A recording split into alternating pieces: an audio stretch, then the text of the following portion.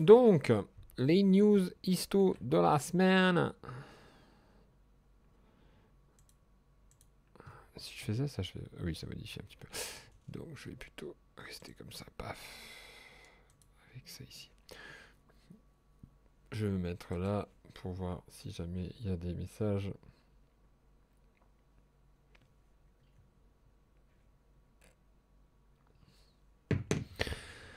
Donc les news de la semaine, on commence avec Warlord.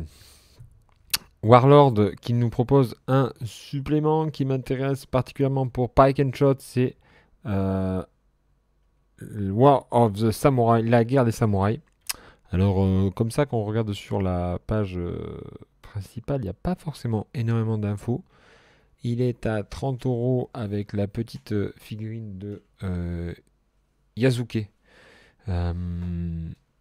Ce samouraï noir,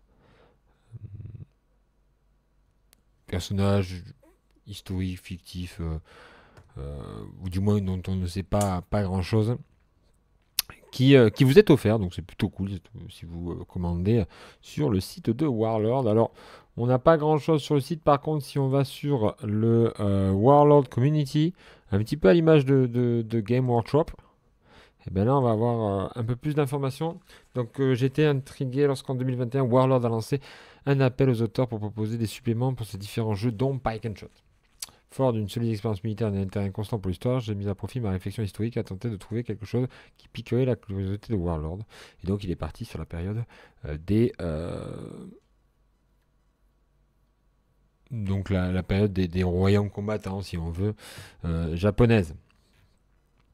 J'ai finalement choisi de raconter l'histoire de Sengoku Jidai à travers le prisme des trois grands unificateurs. Donc là, rien de nouveau sur le soleil, avec Nobunaga, Hideyoshi et Tokugawa Ieyasu.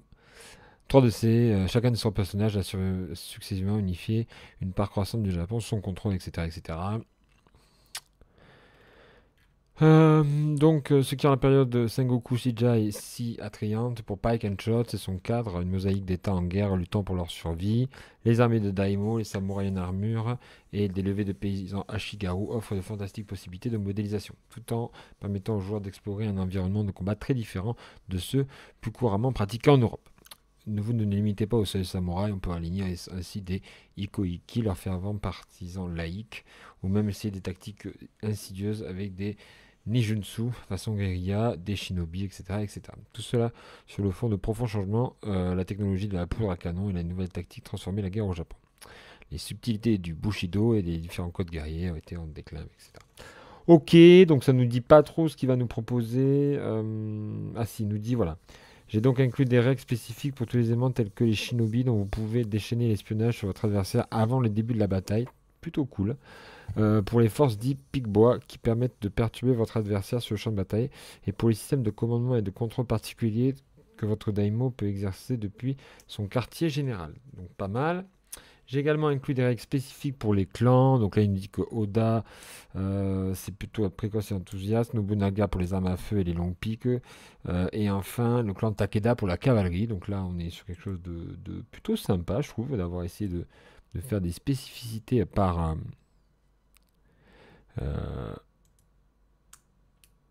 clan.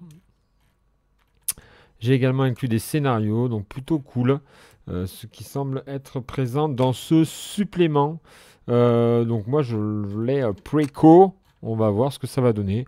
Moi ce qui m'intéresse surtout, c'est un peu d'avoir un peu plus d'infos, de pouvoir peut-être sur si je veux jouer cette période-là, la jouer avec la Pike and Shot. Voilà. Donc plutôt pas mal. Quand on regarde quand même les autres news de chez Warlord. Donc on a une série de packs ici pour des armées de Bolt Action. Mais il y a aussi d'autres nouveautés. avec ici les daimos, Nobunaga, Hideyoshi et Tokugawa. Le pack de sortie samouraï à 66 euros. Et ici, le pack La Voix du Guerrier, avec en gros, vous avez une armée avec ici des seigneurs de guerre. Il y a aussi des décors typés japonais. Et là, on part sur du Bolt Action avec armée italienne, armée soviétique, armée japonaise. Donc, pas mal de nouveautés. Mais là, ils ont fait un petit focus quand même sur le pack and shot version japonaise. Salut Apple fanatique au passage. On continue sur la période japonaise avec As of Tsushima.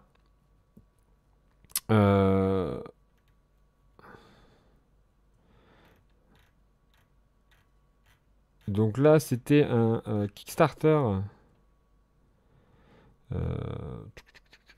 qui, en fait, aborde la période des invasions mongoles. Donc toujours sur le Japon, c'est plutôt pas mal. Donc ça, avec ici des figurines de cette période-là. Donc voilà, c'était un Kickstarter histo sur le Japon. Chez les Perry, on a la Bavarian Infantry 1870-1871 en hard plastique. Bon, Perry, de temps en temps, comme ça, ils nous sortent une boîte plastique. Bon, on sait, c'est sympa, merci, on prend. Ça plaira à tous les adeptes de la guerre de 1870 qui, il y a quelque temps, se sont mis et attendent à chaque fois avec impatience la sortie de nouvelles figurines. Donc là, c'est plutôt cool. Alors, c'est un petit peu dommage parce que d'habitude, quand il me semble chez les Perry, on voit le contenu. Vous voyez, on a ça là. Ça, c'est plutôt cool de pouvoir voir ça. Là, ils l'ont pas mis. Alors, peut-être que ça va pas tarder. Mais on l'a pas ici. Donc, voilà. Petite. Bon, c'est pas fou, quoi. Voilà. Mais quoi qu'il en soit, les adeptes de cette période-là pourront aller acquérir cette boîte qui nous permettra certainement de faire 24 infanteries de ligne et 4 de commandement ainsi que 8 Jaeger. C'est toujours super, hein, ça permettra de un peu diversifier les troupes allemandes. De nouveautés chez AB figurine avec le général Bakister. Alors, qui est ce général? Nous allons le voir tout de suite. Je pense pas sûr qu'il ait existé, je ne sais pas s'il y a des spécialistes de la période. Quoi qu'il en soit, oui, le chat qui veut sortir, tu ne sortiras pas, Nana. Avec des chasseurs à cheval ici au repos.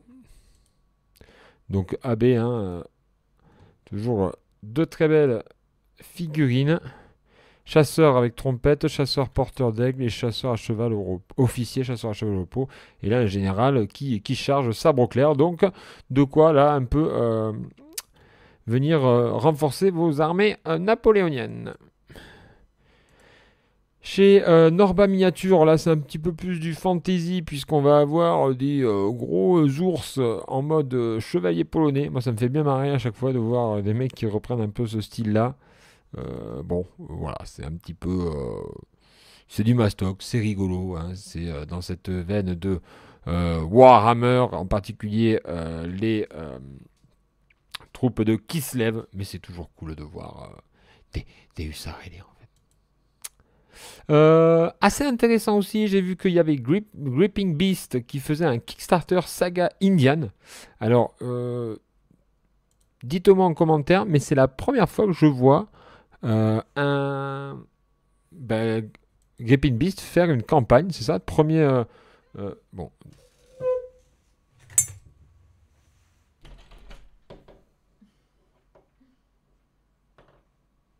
Bon, tu sors maintenant, hein? Bon, ben, hop.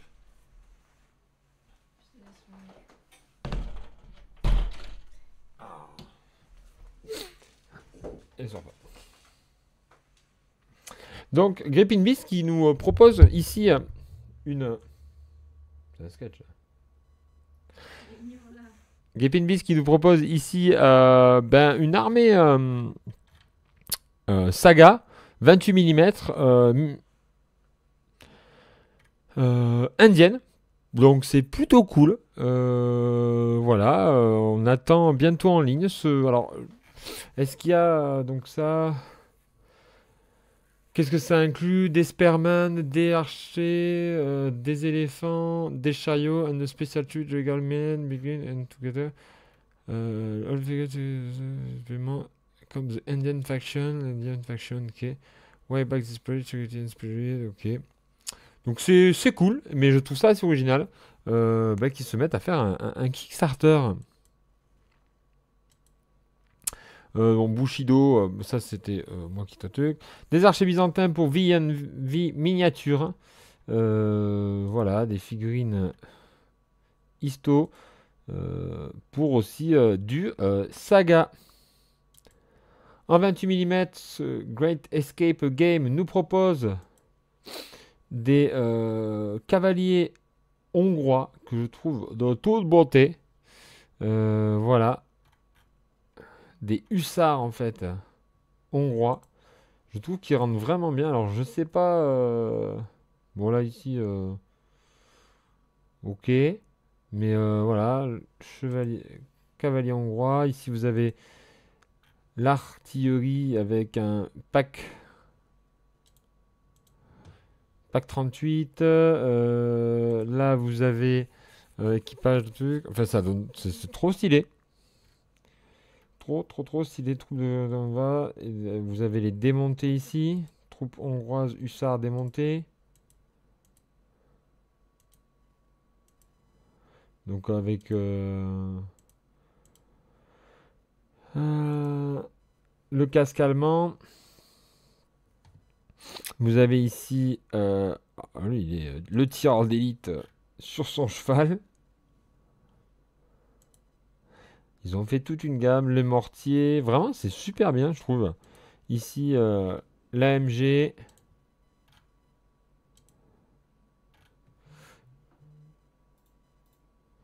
Les chevaux, là, qui sont démontés. L'officier. Et là aussi, les... Donc vraiment, il y a toute une gamme qu'ils ont créée. Et je trouve ça bien. C'est cool, ça, c'est original. Et là, ici, vous avez d'autres figurines avec... puisqu'ils sont aussi sur du... Deadman's Hand. Vous avez aussi chez, je vais en profiter, Wargame Atlantique, des gardes ici, qui vous permettent de monter des gardes génériques. C'est plutôt cool. J'aime bien l'idée en tout cas. On va aller directement voir à la source. Hop, Wargame Atlantique ici. Vous voyez, ils le mettent en avant. C'est les nouveautés. Classique fantastique, donc avec les gardes. Donc vous pouvez avoir différents types de postures. Donc c'est des gardes assez génériques en fait qui peuvent aller à toute période histo ou aussi fantastique. Je trouve ça bien. Ça fait vraiment...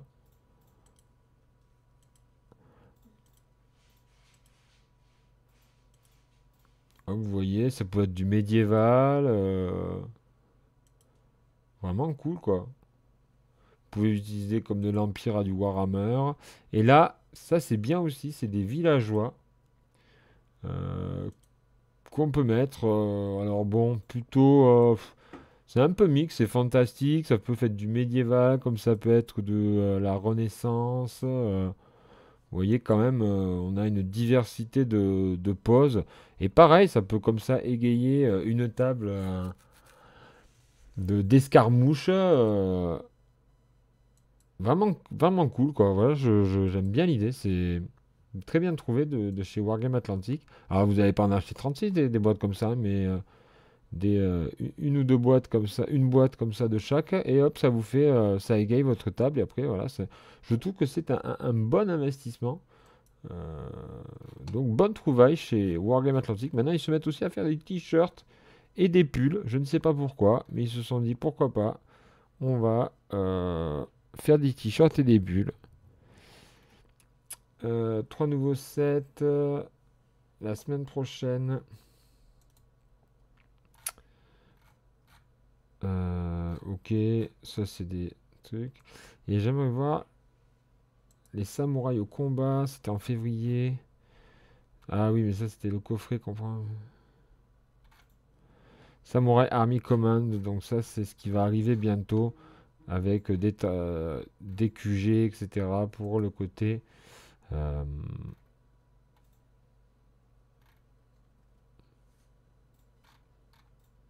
10 mm.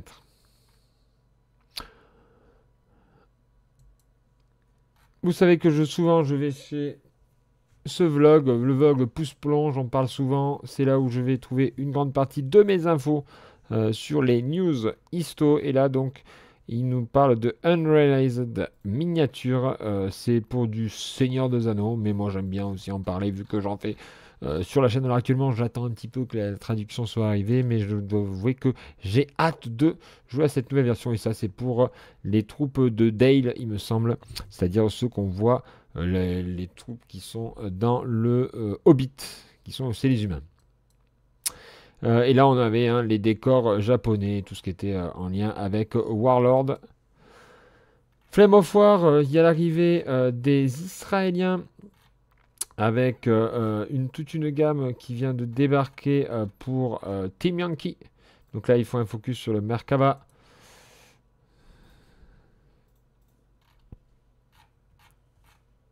Et vous pouvez aller retrouver les news. J'ai vu ça passer, que ça soit chez l'ami de chez euh, MaxiRev, qui vous permettra de faire des commandes, il me semble, pour les Israéliens. On va voir ça. Préco. On va voir Team Yankee.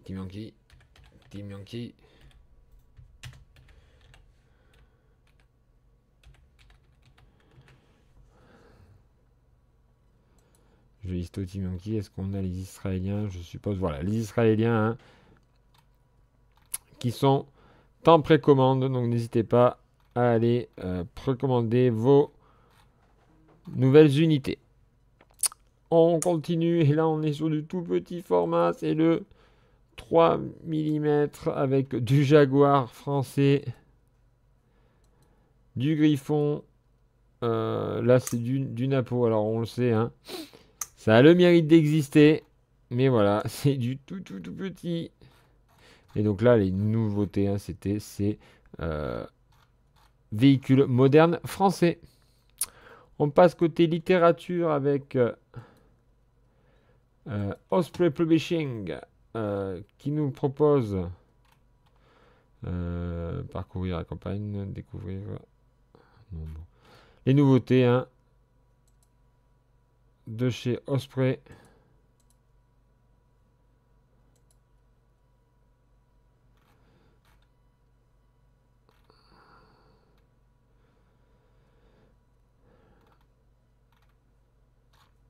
De plus en plus de trucs différents chez Osprey. Et enfin, Hélion. Hélion, les nouveaux titres de Hélion ce mois-ci. La guerre de 9 ans, l'ascendance des armées irlandaises et la route vers Yellowford. La gloire prussienne avec les batailles de Rochbach et de Leuthen, 1757. Et la confrontation des rois, 1656. La bataille de 3 jours de Varsovie pendant le déluge. Donc ça, c'est les affrontements ici. Entre les Suédois et les Polonais. Résultat 19. Bon, c'était pas le... Je lance 22. Le 22, c'est Deck. Alors, faut que je regarde si c'est sur interne, si c'est sur Facebook ou sur YouTube. Je crois que c'est sur quelqu'un qui était sur YouTube. Donc, je vais regarder directement sur les commentaires de la vidéo. C'est... non, c'est pas ça. Ça doit être sur Facebook. Alors, je vais regarder ça tout de suite. Donc, le 22. J'avais pris... C'est Adrien Deck. Voilà, c'est Adrien Deck qui a gagné. Je vais lui écrire sur Facebook. Je le note. C'est lui qui a gagné. Adrien Deck. Merde, ça ne marche pas.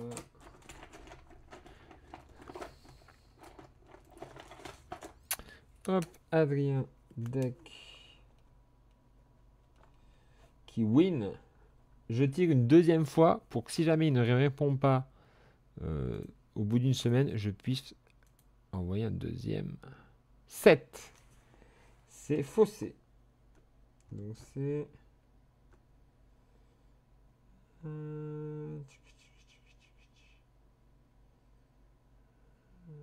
faussé. Alors, c'est quoi?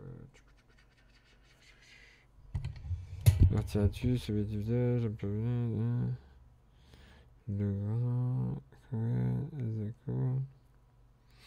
Cyril Fossé, win 2. Si jamais au bout d'une semaine, Adrien ne m'a pas répondu, ben c'est Cyril Fossé qui remportera le cadeau. Voilà.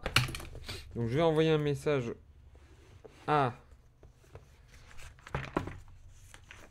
Adrien Deck et pour qu'il m'envoie son adresse, qu'il puisse recevoir son petit cadeau. Voilà, c'était le tirage au sort un petit peu pour cette armée samnite.